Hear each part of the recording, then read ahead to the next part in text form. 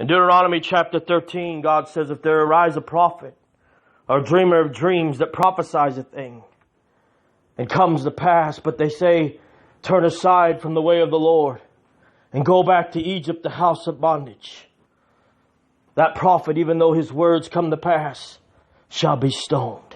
Reject that prophet.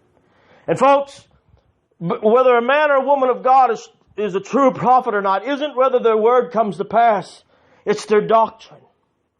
He said if they want to take you back to Egypt, which here he calls the house of bondage, which represents spiritual bondage, religious bondage, and sinful bondage, he said they're a false prophet.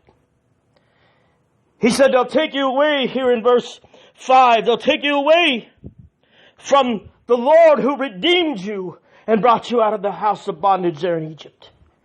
Any prophet that wants to take you from the redemption, take you away from the redemption of Christ and Him crucified, and take you back under Judaism law, and take you back under legalism, and take you back to spiritual bondage, and let you go back into sin.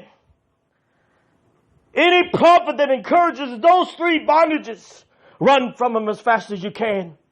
Anything other than Jesus Christ and Him crucified, what your Bible says in the book of Revelation chapter 19, that the testimony of Jesus Christ is the true spirit of prophecy. Any other doctrine that takes you away from the cross of Jesus Christ and the freedom He gave you there and the peace He gave you there. See, these prophets never want you to walk in that freedom. They never want you to walk in the freedom that Jesus paid for you to have with His own blood. They never want you to walk in the peace of mind that He said you can walk in. They never want you to walk in the life and that much more abundantly. They want to take you back to bondage, take you back to Egypt, and even if they're raining down fire from heaven, it's another fire. It's a strange fire, and it's another gospel.